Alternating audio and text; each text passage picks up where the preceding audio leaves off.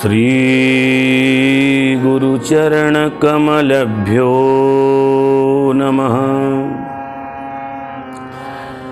ध्यानमूलं गुरुर्मूर्ति, पूजामूलं गुरुपदं, मन्त्रमूलं गुरुर्वाक्यं,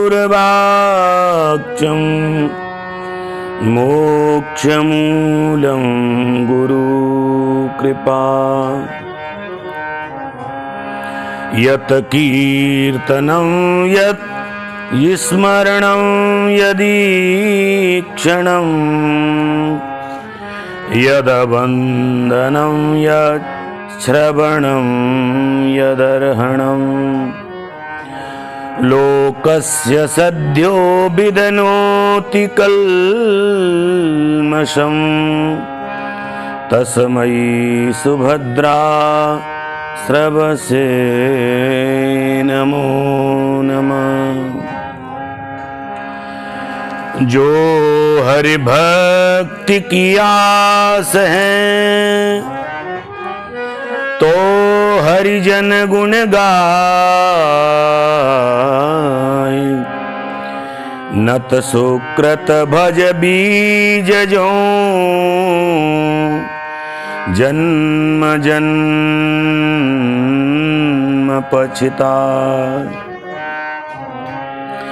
बार बार वंदन करूं श्रीनाभा आभाएन,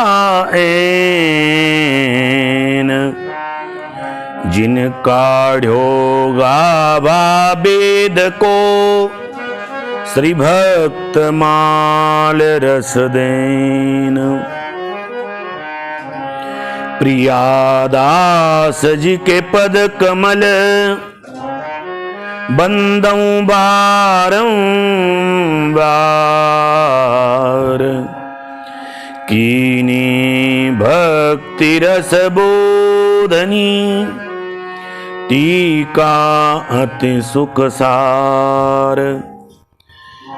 भक्त भक्त भगवंत गुरु, चतुर नाम बपु एक।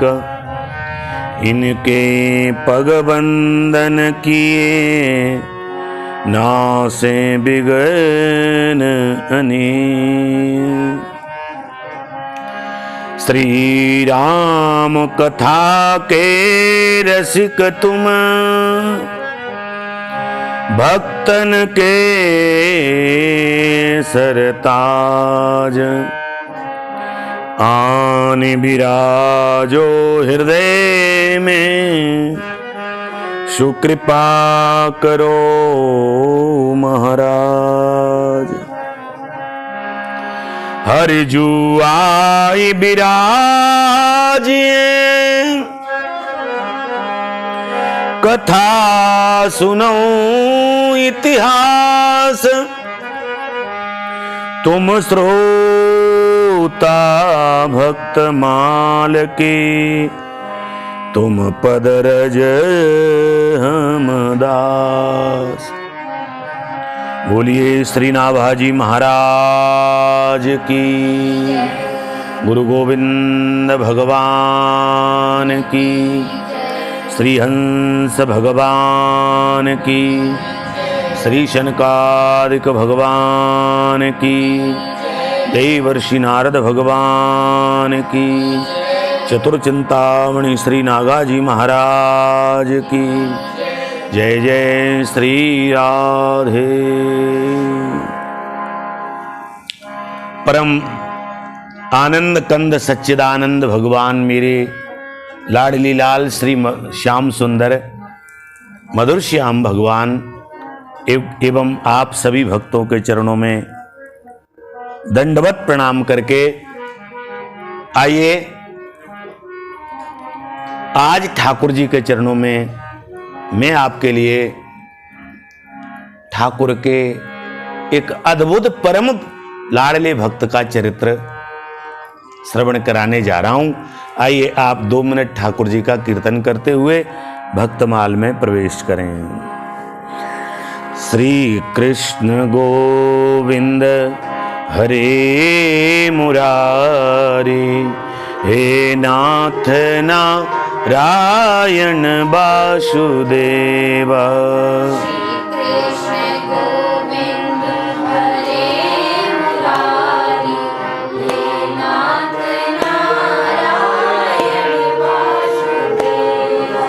श्री कृष्ण गोविंद हरे मुरारी, हे नाथ नारायण वासुदेवा।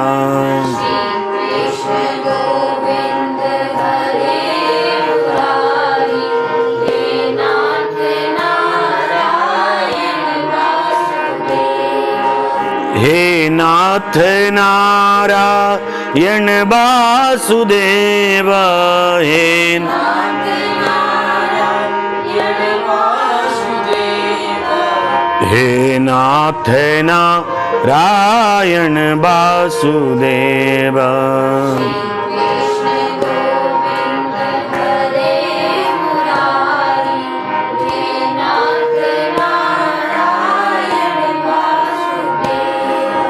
श्री कृष्ण गोविंद हरे मुरारी, हे नाथ नारायण वासुदेवा।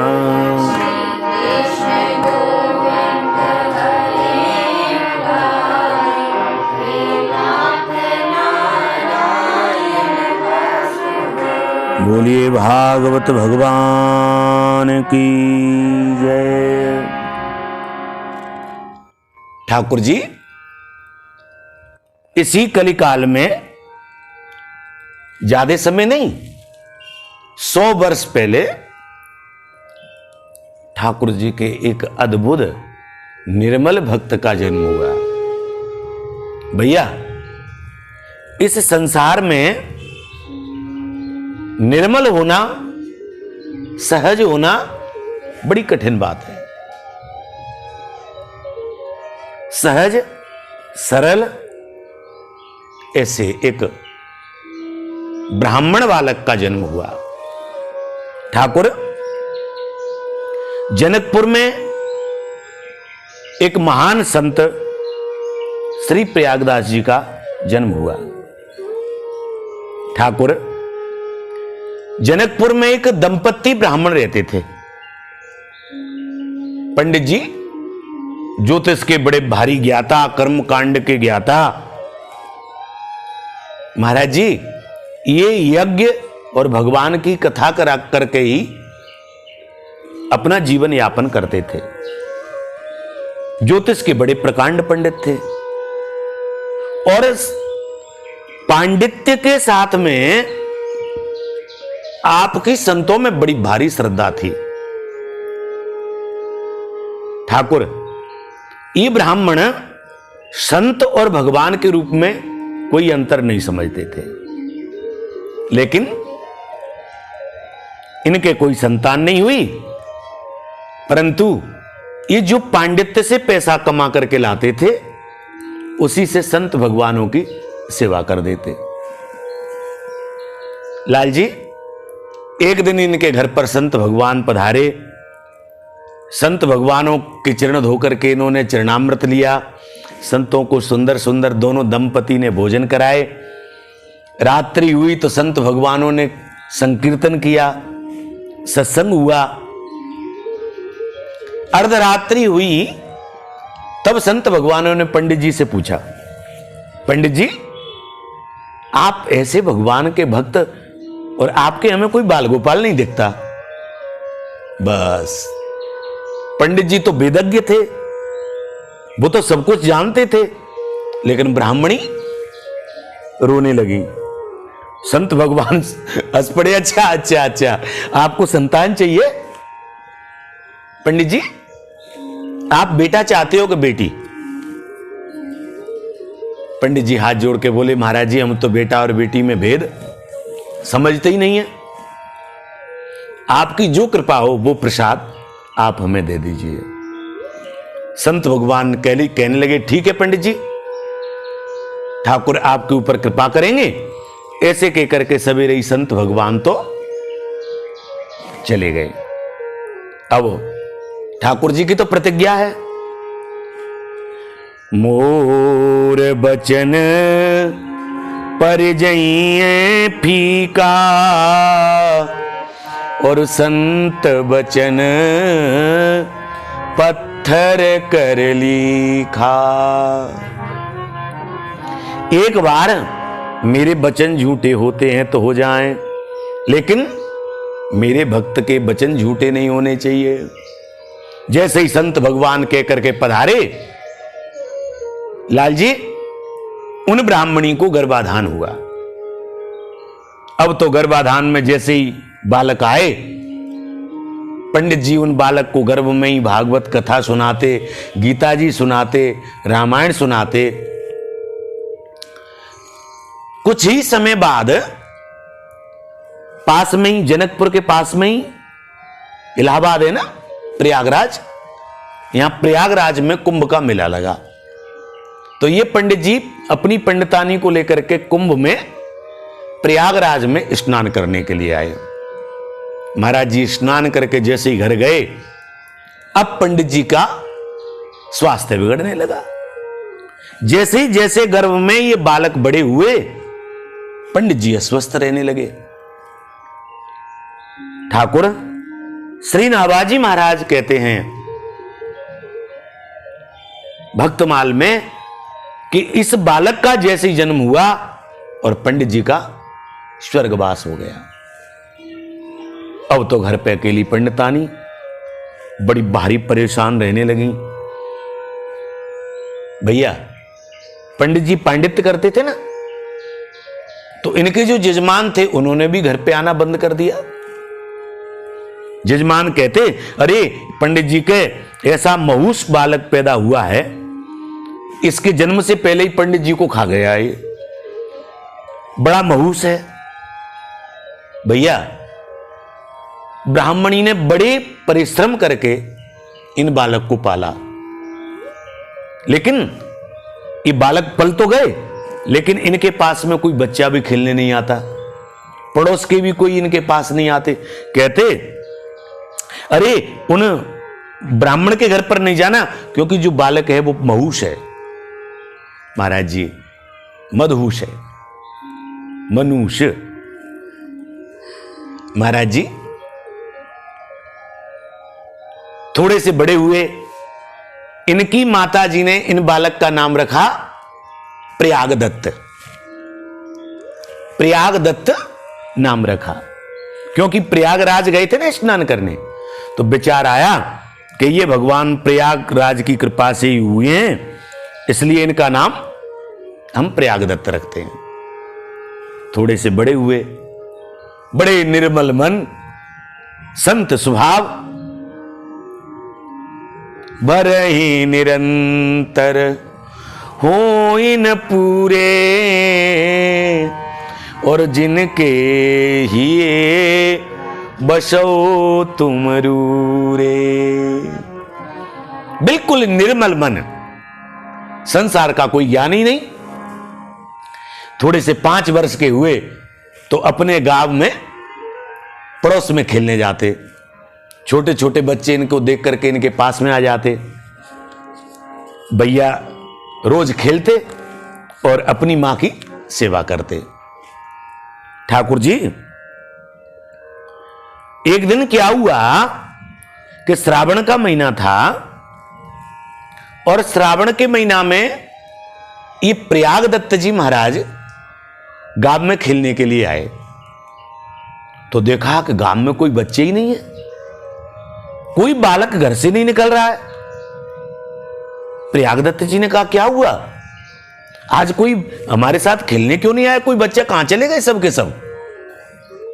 इतने में ही एक छोटे से बालक को देखा।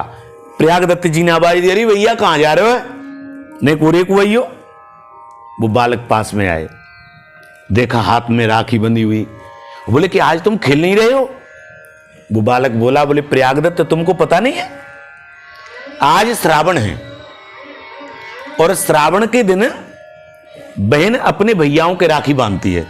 देख मेरे हाथ पे राखी बंधी है, पूरा हाथ पूरी कलाई राखी से बंधी हुई, और बहन तिलक करती है, मिठाई खिलाती हैं।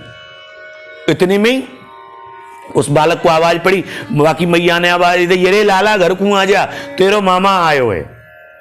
वो बालक बोले कि प्रयागदत्त मैं घर जा रहा हूं, मेरे मामा आयो है, मेरी माँ मामा के राखी बांधेगी, तिलक करेगी और मिठाई खिलावेगी।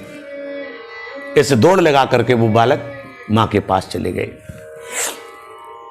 ठाकुर जी अब तो प्रयागदत्त जी अपनी मां के पास आए। बड़ी गरीबी थी, मां प्रतिदिन घर घर से भिक्षा मांग करके और प्रयागदत्त जी और स्वयं अपना जीवन यापन कर रहे थे, क्योंकि कोई भी घर पे आना पसंद नहीं करता था, सबने घर पे आना बंद कर दिया।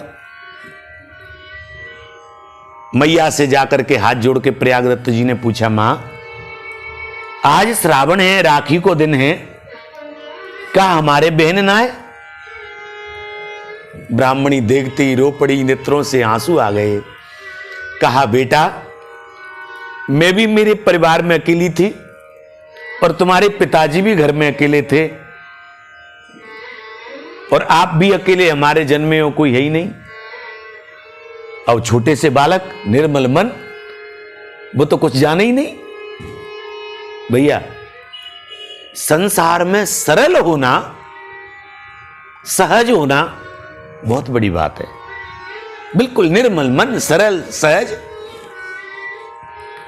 मैया के सामने रो पड़े, ना मां मेरे राखी बंधवा, तू मेरी बहन कौन है बाकू बता, तू मेरी बहन कौन है बाकू बता। अब मां कोई बालक रोता है तो उसे बहलाने की कोशिश करती है, जैसे ठाकुर जी रोए ना, मैया चंद्र खिलौना लई हो, जई हो लौटी अबई अबनी पे, तेरी गोदन आई है, ओ मैया चंद्र खिलौना लई है। ऐसे ही पंडित प्रयागदत्त जी मां के सामने भूमि पर पछाड़ खा करके, मां तू मेरे राखी बंधवा, तू बता मेरी बहन कौन है, मेरी बहन क्यों है, क्यों नहीं है, मेरी दीदी क्यों नहीं है। मैया ने कहा कि मैं इसे मना लेती हूं, बालक तो है ही। प्रयागदत्त जी को गोदी में बैठाला और कहा कि देख बेटा तू रोवे मत, ये सब संसार की बहन आज राखी बांधने आई है, तेरे भी बहन है, लेकिन मैं तुझे बता नहीं रही थी। बोले क्यों? बोले कि भैया तेरी बहन बहुत बड़े घर में ब्याही है और हम गरीब हैं, तो उसे यहां आने में शर्म लगती है। तो बोले कि बहन का क्या नाम है? बोले कि बहन का नाम है जनक नंदिनी श्री किशोरी सीता जी, और वो राजा राम जी के लिए ब्याही है, लेकिन वो बड़ी आदमी है ना बेटा, इसलिए हमारे घर नहीं आती है। प्रयागदत्त जी बोले अच्छा बड़ी है, तो ऐसो कर मैया आज मैं ही राखी बंधवाए वे चलो जाऊंगा। प्रयागदत्त जी की मां ने कहा, बेटा अभी बहुत छोटे हो, तुम कहां जाओगे, अभी रुको, कभी समय आएगा मैं तुम्हें बहन के यहां भेज दूंगी। लेकिन बालक वो तो ये कि जम गई। 5 दिन बीते, मैया मुझ कब भेजेगी, अब तो मैं बहुत बड़े हो गए हो। जैसे ही 7 दिन बीते, मैया अब तो मैं बहुत बड़े हो गए, तू कब भेजेगी मोकू। महाराज प्रयागदत्त जी ने तो एक ही हट लगा ली, कब भेजेगी, तू कब भेजेगी, तू कब भेजेगी।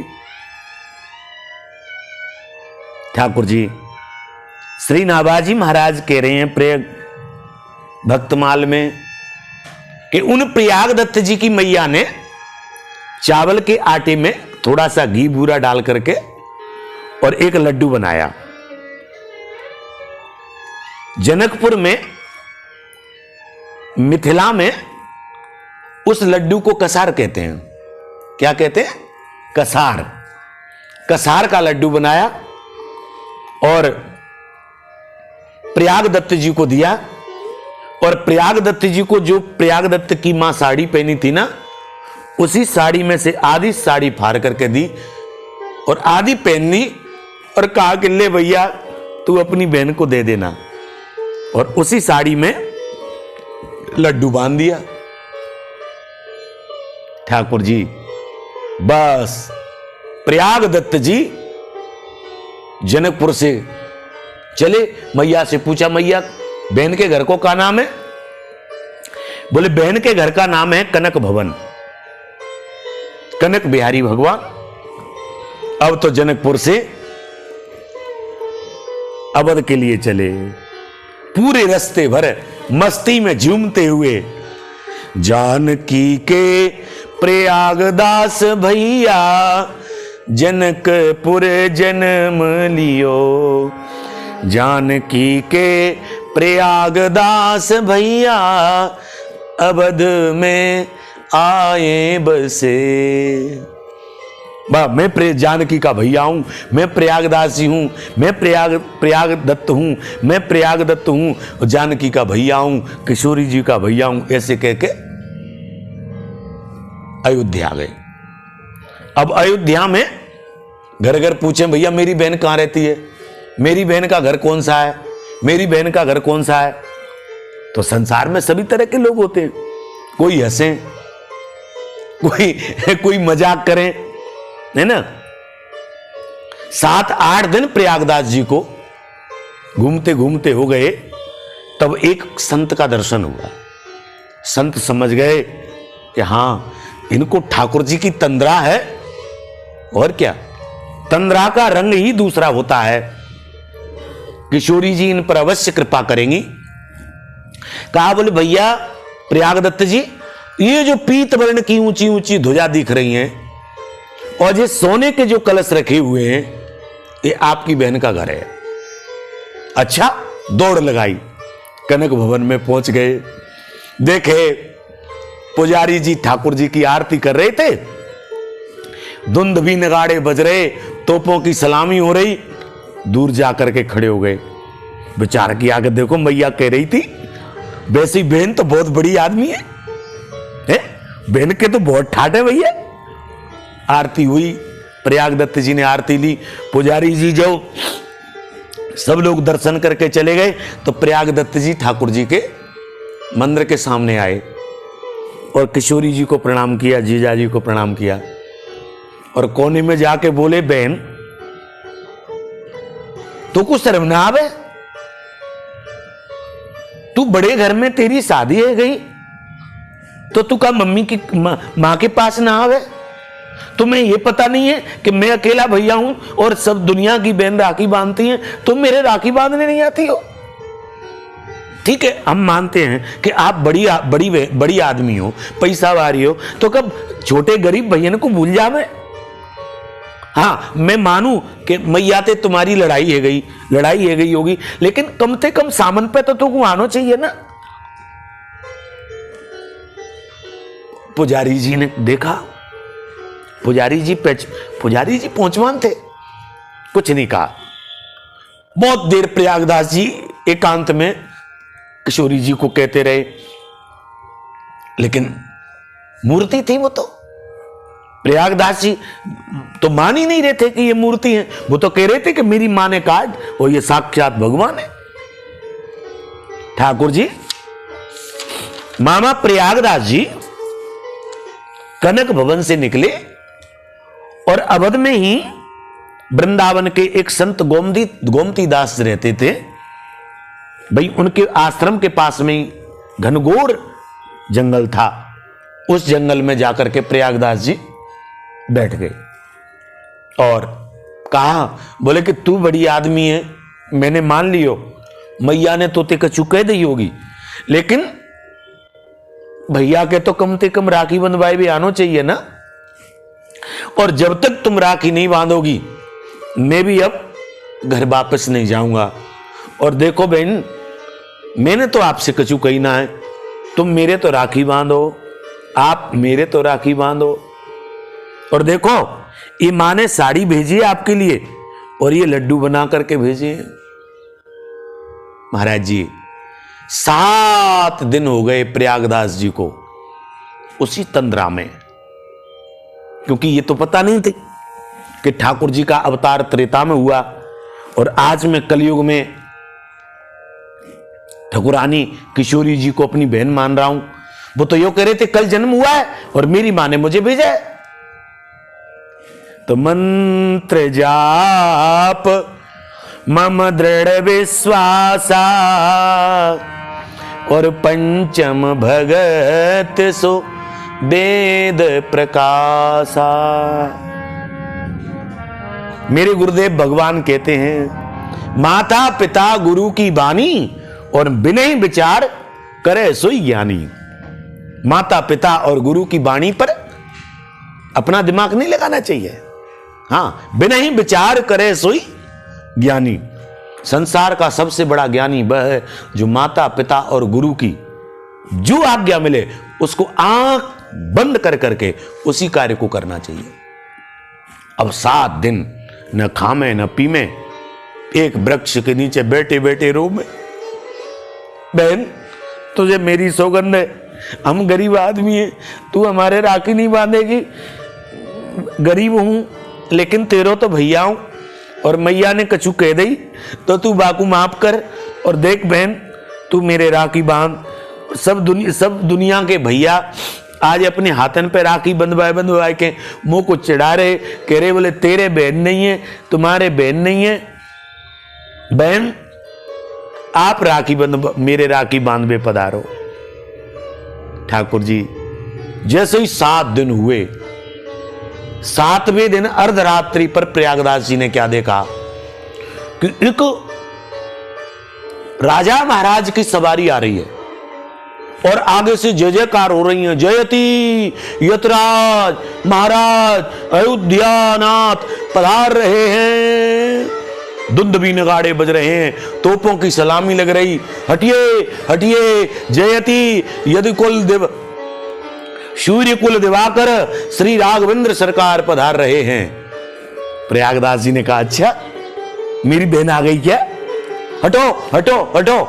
प्रयागदास जी वृक्ष के नीचे से निकल करके रास्ते में हाथ जोड़ के खड़े हो गए। इतने में प्रयागदास जी ने क्या देखा कि हजारों सैनिकों के बीच में सफेद रंग के हाथी पर सोने के दिव्य सिंहासन पर श्री किशोरी जी और भगवान राजा राम विराजे हुए। प्रयागदास जी दौड़ लगा करके हाथी के पास पहुंच गए। मैं दीदी दीदी जीजी जीजी जीजी जीजी देख देख जीजी मेरा हाथ सूना है, देख जीजी मेरा हाथ सूना है, मेरे राखी बांधो, मेरे राखी बांधो, मेरे राखी बांधो। इतने में वो हाथी रुका, सैनिक आए और हाथी के पास में सोने की नसेनी लगाई और ठाकुर राजा राम और किशोरी जी उन हाथी से नीचे उतरे और प्रयागदास जी को लेकर के श्री किशोरी जी ने हृदय से लगा लिया। आहा हा, प्रयागदास जी रो पड़े। छोटे से तो थे। देख बहन तूने मुझे कितना परेशान किया, मैं 7 दिनों से भूखा प्यासा यहां बैठा हूं और तुम अब आई हो। देखो मैं मानता हूं कि तुम बड़ी आदमी हो, तुम्हारा बहुत बड़ा भवन है, लेकिन क्या मेरी प्राण चले जाते तभी राखी बांधती? किशोरी जी ने भैया को हृदय से लगा लिया। हाँ प्रयागदत्त मुझे देर हो गई आने में, भैया तू मुझे माफ कर देना।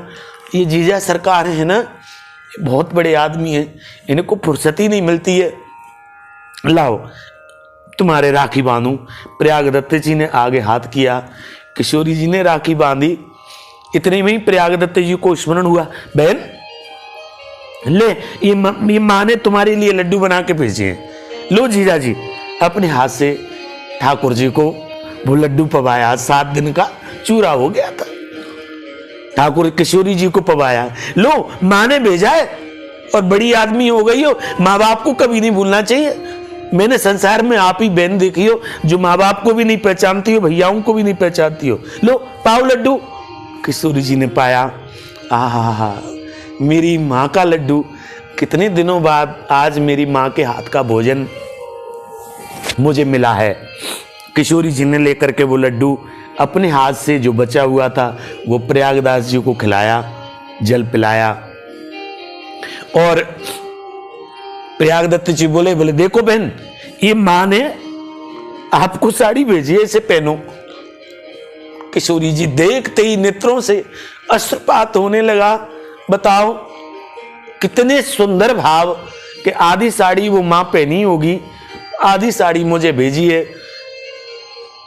ठाकुर जी, श्री नाभाजी महाराज कहते हैं कि किशोरी जो साड़ी पहन के आई थी, स्वर्ण हीरा जड़ित साड़ी, वो उतारी और प्रयाग दत्त जी की वो साड़ी फटी हुई 3 जगह से वो ओढ़ी और प्रयाग दत्त जी को गले से लगा के कहा, भैया अभी जीजा सरकार को कहीं जाना है और देखो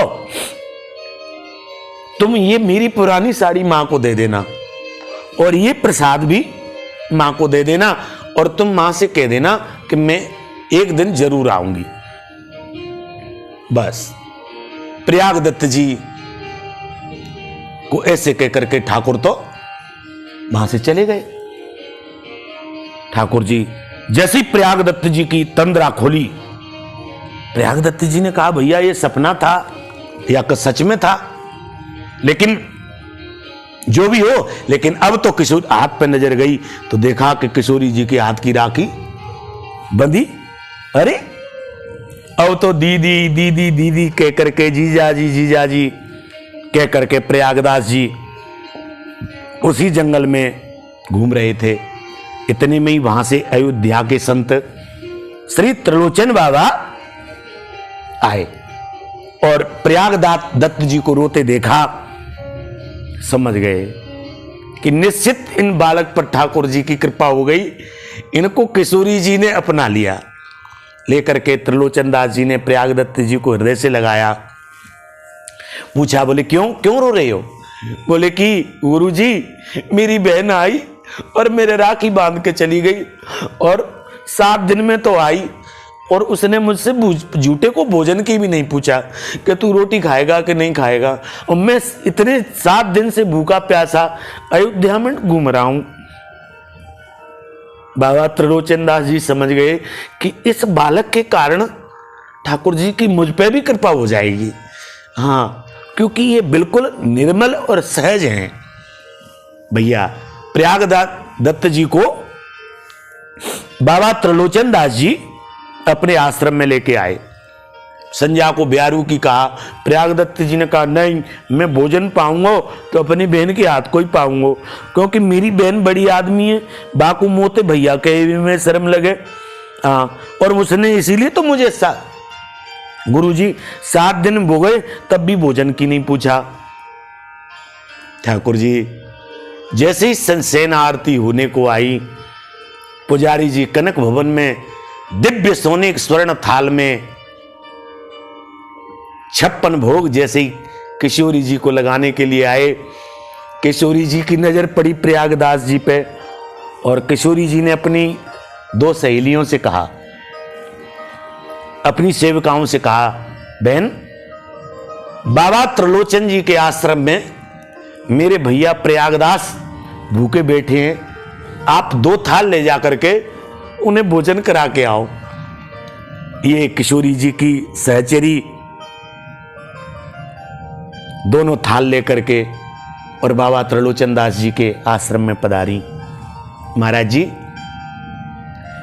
एक बार हमारे श्री जगत गुरु निम्बारकाचार्य जी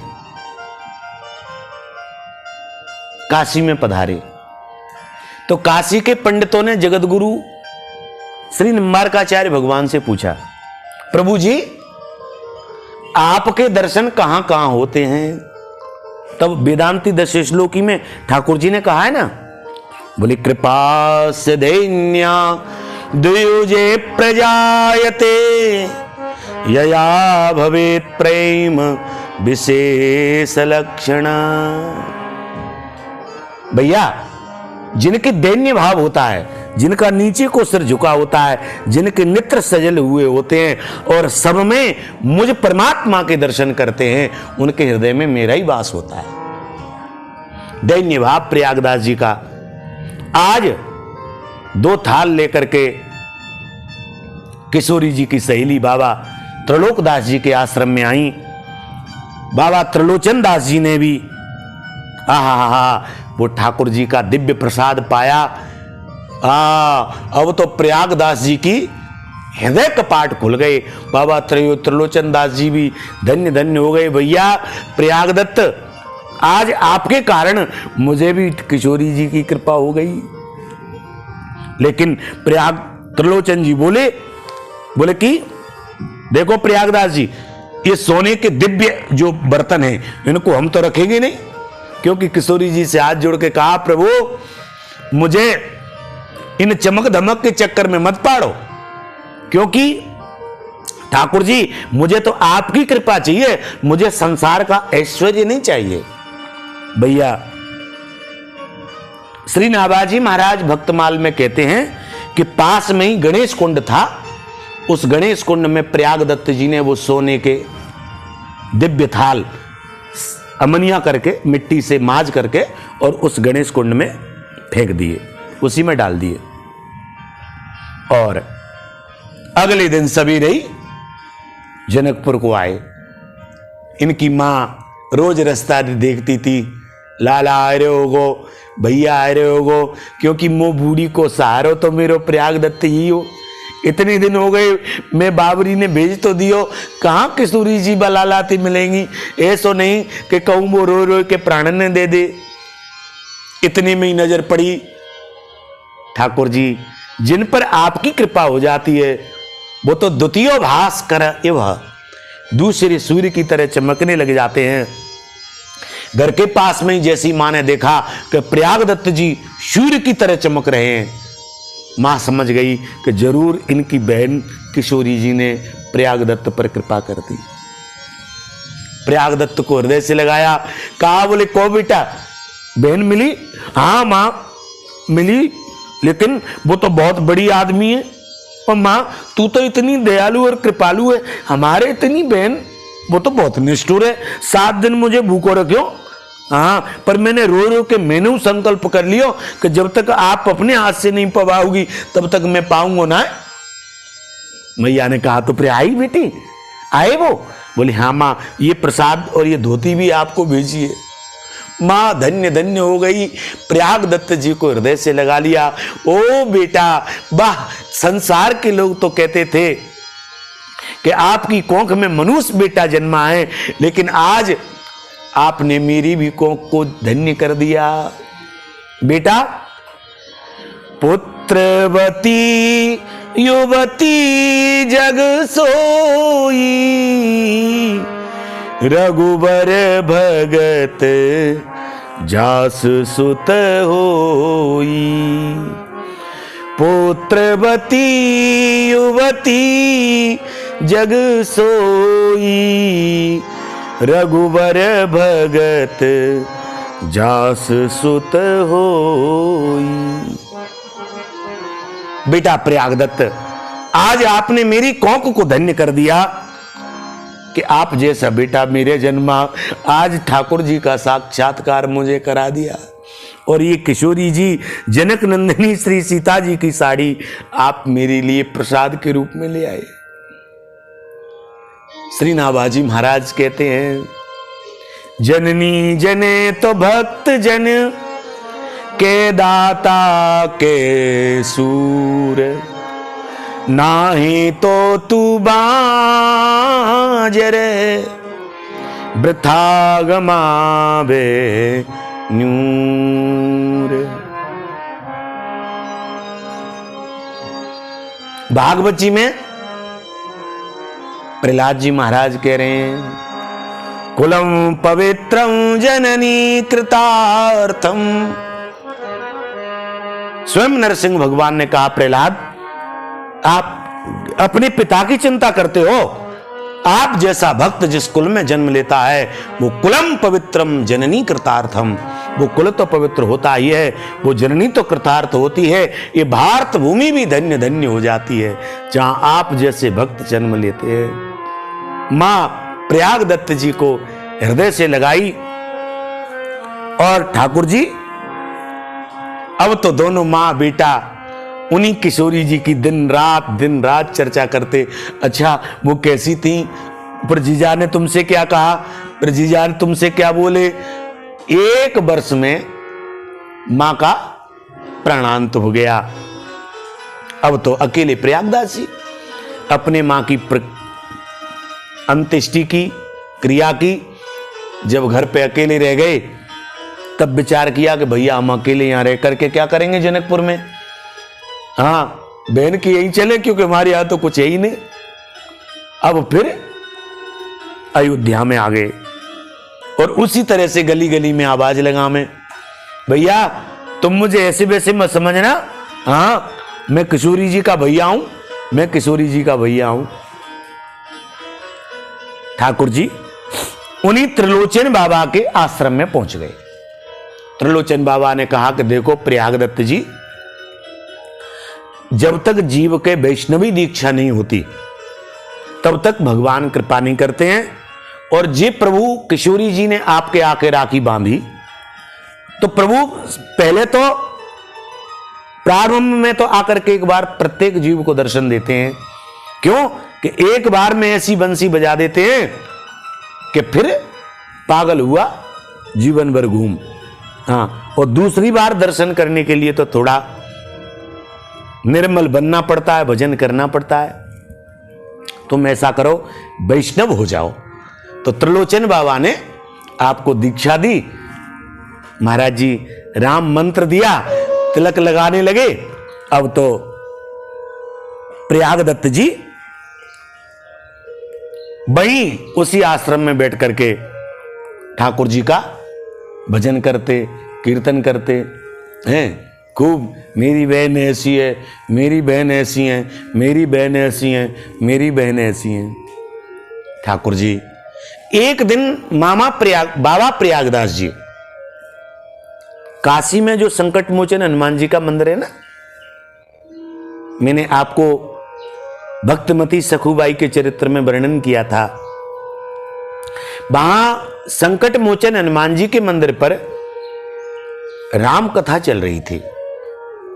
मामा प्रयागदास जी संकट मोचन हनुमान जी के दर्शन किए और वहां कथा में, राम कथा में बैठे। कथा में श्री किशोरी जी के जन्म की कथा सुनी कि सीता जी का ऐसे जन्म हुआ और जनक जी के इतनी प्रिय थी, इतनी प्रिय थी कि जनक जी ने अपने भवन से लेकर के और किशोरी जी के भवन तक कमल पुष्प बिछवा रखे थे कि कहीं किशोरी जी मुझसे मिलने आए तो नंगे पैर आएंगी तो उनके पैरों में फफोले पड़ जाएंगे, इसलिए किशोरी जी पैर रखें तो कमल पुष्प पर रखें।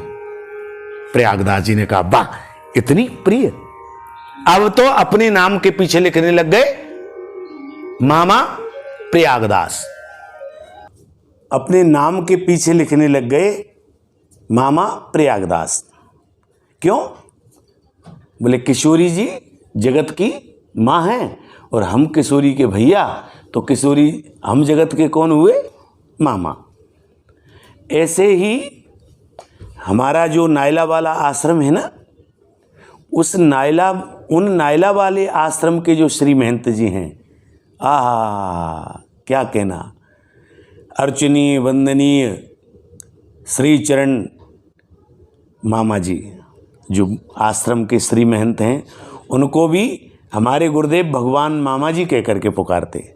जितने हम परिकर वर्ग हैं सब मामा जी कह करके पुकारते हैं। आप वैसे गुरु जी का दिया हुआ नाम श्री महंत जी का श्री सर्वेश्वर शरण जी है, लेकिन वह श्री किशोरी राधा रानी को अपनी बहन मानते हैं, इसलिए उन्हें गुरुदेव भगवान भी मामा जी कह करके पुकारते। क्या कहना, आप भी परम कृपालु दयालु उदार मना जैसे प्रयागदास जी हैं ना, बस ऐसे ही मामा जी। जय हो जय हो जय हो।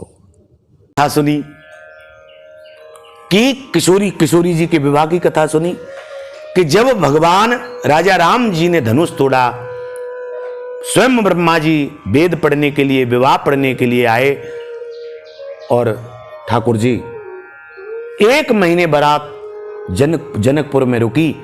और जब किशोरी जी की जनक जी ने विदा की तब रहा न विद बेदेह विवाहु। उन विदेहराज कहलाने वाले जनक जी को अपनी किशोरी जी की विदा करते समय शरीर का होश नहीं रहा।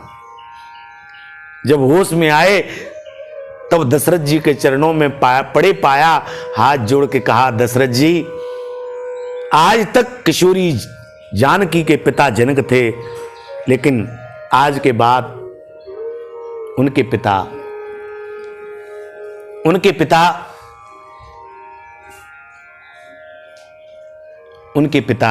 श्री दशरथ जी महाराज आप हो।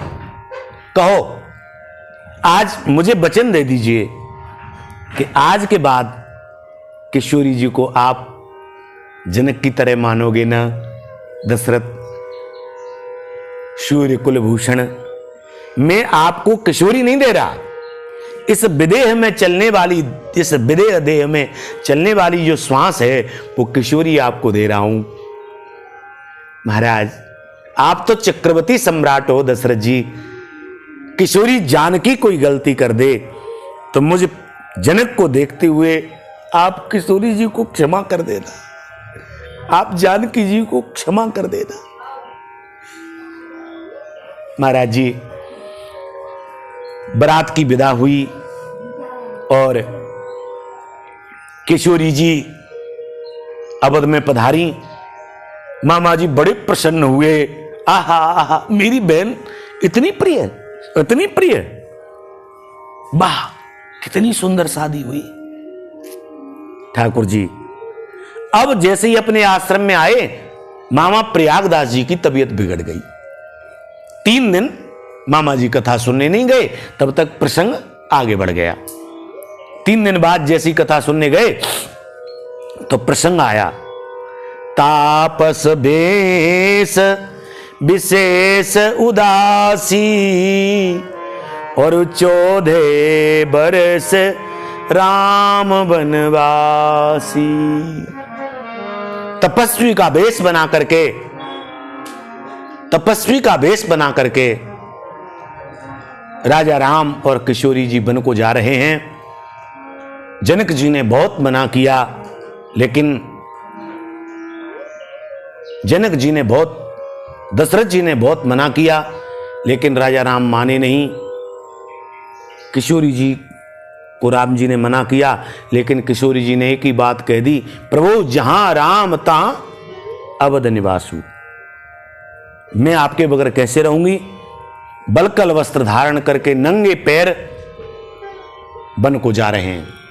प्रयागदास जी ने कहा कि कल तो शादी हुई और ये क्या हुआ आज नंगे पैर। अरे हम तो अपनी बहन को कमल के पुष्पों पर चलाते थे और ये जीजा सरकार, अरे वो लक्ष्मण जी कहां हैं। वो तो धनुष यज्ञ में कह रहे थे कि जिस सभा में रघुवंश शिरोमणि श्री राम बैठे हों, बा ऐसे शब्द मत बोलना। अब कहां गए वो लक्ष्मण जी जो मेरी बहन को नंगे पैर चलाते हैं। आगे कथा चली। बोले प्रथम दिवस तमसा भयऊ दूसरे सुर सर तीर। प्रथम दिन ठाकुर जी ने तमसा पर विश्राम किया। कुशा के आसन पर भगवान राजा राम विराजे हुए हैं और किशोरी जी उनके चरण दबा रही हैं। बस प्रयागदास जी से नहीं रहा गया, लठ लेकर के खड़े हो गए। पंडित जी, ये मेरी बहन को कुशा के आसन पर सुला रहे हैं। ठाकुर जी वहीं से खड़े हुए और हाथ जोड़ के कहा, मेरी बहन मैं आ रहा हूं, तू चिंता मत कर। मैं आज जीजा सरकार को इतने डंडे मारूंगा कि लठ मार मार करके सीधा कर दूंगा। मेरी बहन आपको कुशा के आसन पर सुलाते हैं जीजा जी। ठाकुर जी पास में तो कुछ था नहीं। काशी में एक एक पैसा भिक्षा मांगी और फिर 3 लिए जूता जोड़ी और 3 बनवाए तकत और 3 लिए गद्दा और 3 लिए सरवा। एक के ऊपर एक तकत, गोल बंडल करके गद्दा, गद्दा के ऊपर सुरवा, सुरवा के ऊपर बिजनी, बिजनी के ऊपर पनही और सिर पे रखे, कंधे पर लठ और चल दिए चित्रकूट। मेरी बहन किशोरी, मेरी बहन किशोरी, मेरी बहन किशोरी, मैं आ रहा हूं, तुम चिंता मत करना। ये जीजा सरकार आपको कुशा के आसन पर सुलाते हैं। ठाकुर जी न खामे न पीमे, बस एक रट लग गई, मेरी बहन किशोरी, मेरी बहन किशोरी, मेरी बहन किशोरी। चलते चलते 1 महीना हो गया, मामा जी विश्राम ही नहीं ले, जल ही नहीं पिए। आवाज पहुंची किशोरी जी के चरणों में। ठाकुर जी से कहा, प्रभु हां अब कृपा करो, देखो आखिर पे तो मेरा भैया है ना, 1 महीना हो गया जल नहीं पी रहे हैं, अब तो आप दर्शन दो। वही चित्रकूट में एक बट वृक्ष के नीचे प्रयागराज जी ने पहुंच करके और तीनों तख्त लगाए, तीनों पर गद्दा बिछाए, सुरबाओं में जल भरा और कहा कि अभी ठाकुर जी आ रहे होंगे, मैं इन चौकी पर बैठा लूंगा। जैसे ही नेत्र खोले, किशोरी जी और रघुनंदन पीछे पीछे लक्ष्मण जी, बस मेरी बहन किशोरी, मेरी बहन किशोरी, मेरी बहन किशोरी कहकर के प्रयागदास जी मूर्छित हो गए। किशोरी दौड़ करके आई, पल्लू से हवा की, भैया प्रयागदास, भैया प्रयागदास, ये आप क्या कर रहे हो, होश में आओ, होश में आओ, होश में आओ। ठाकुर से कहा, ठाकुर जरा जल लेके आना, जल्दी से जल लेके आओ, मेरे भैया को जल पिलाओ। ठाकुर जी कमंडलू में से मंदाकिनी का जल लेकर के आए, प्रयागदास जी को पिलाया। प्रयागदास होश में आए, किशोरी जी की गोद में किशोरी जी पल्लू से हवा कर रही। भैया, प्रयागदास जी हाथ जोड़ के बोले, बहन देखो जीजा सरकार, आपसे मेरी एक प्रार्थना है कि आप मेरी बहन को 14 वर्ष नंगे पैर मत चलाना और पृथ्वी पर शयन नहीं कराना। मैं आपका साला अभी तो जीवित हूं ना, हाँ, मैं आपकी जो कहोगे उस प्रकार से सेवा करूंगा और पूरे जंगल में ये चौकी और गद्दा हम ढोते फिरेंगे, लेकिन आप नीचे शयन नहीं करना, मेरी बहन को कुशा के आसन पर मत सुलाना। लीजिए लीजिए, बिराजिए बिराजिए बिराजिए। एक बीच के तख्त पर किशोरी जी बिराजी, इधर के दाएं हाथ के तख्त पर ठाकुर जी बिराजे, बाम हाथ पर सन्मुख जो तख्त पड़ा हुआ था उस पर लक्ष्मण जी बिराजे। अब लक्ष्मण जी बैठने में आलस करें कि हम तो 14 वर्ष बैठे ही नहीं और प्रयागदास आज हमारी लीला के दर्शन कर रहे हैं, तो हम बैठे कैसे। ठाकुर जी ने हाथ जोड़ के कहा, भैया अनपढ़ है, अगर लठ सिर पे पड़े तो फिर हमसे मत कहना। हाँ, इतनी में जैसे ही ठाकुर जी और किशोरी जी बैठे, प्रयागदास जी ने कहा, वो लक्ष्मण जी कहां है।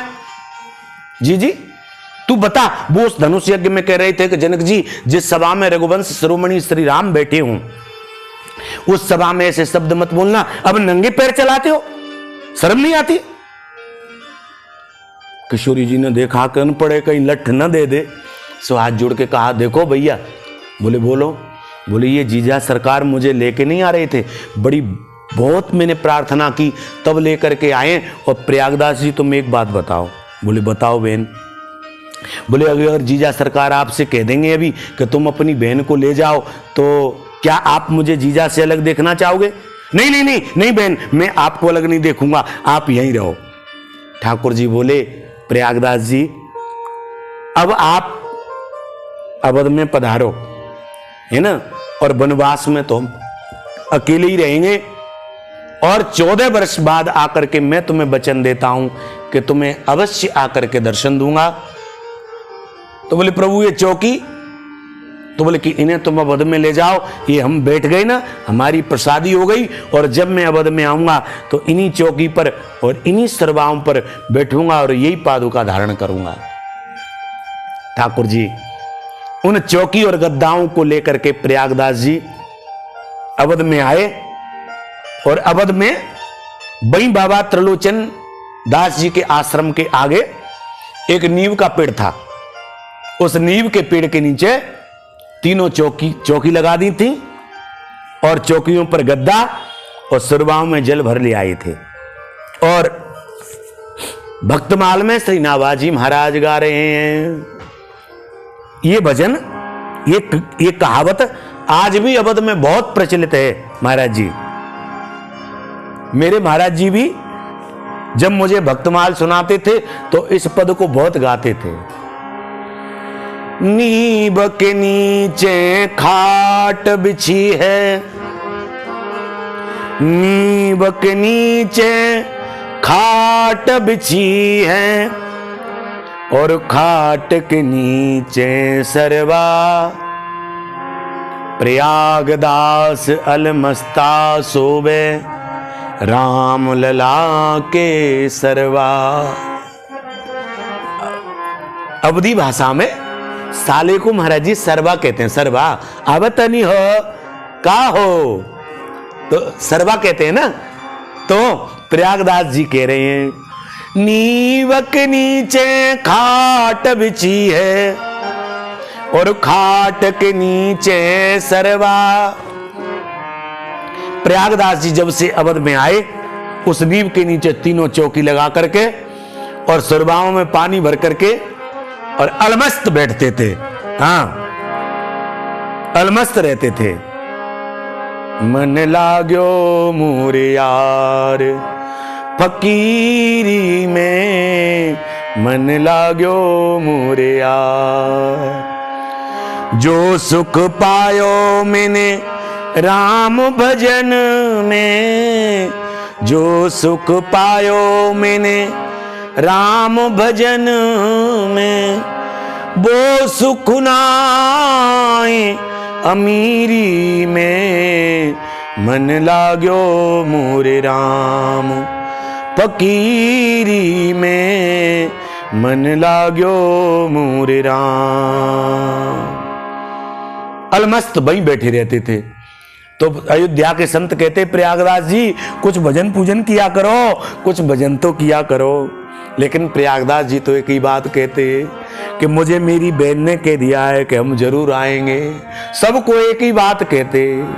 जो भी संत रागीर रास्ते से निकलते उसी को कहते नीव के नीचे खाट बिछी है, और खाट के नीचे सरवा, प्रयागदास अलमस्ता सोवे, राम लला के सरवा। ठाकुर जी 14 वर्ष के बाद जैसे ही ठाकुर जी अवध में पधारे, सबसे पहले मामा प्रयागदास जी का हाथ पकड़ा और कहा चलो अब आप नींव के नीचे नहीं, मेरे कनक भवन में किशोरी जी के पास उन्हीं के चरणों में रहना। महाराज जी हाथ पकड़ करके ठाकुर जी सदैव मामा प्रयागदास जी को सदैव के लिए कनक भवन में ले गए। बोलिए कनक बिहारी भगवान की जय। जय श्री राधे। गुरु गोविंद भगवान की जय।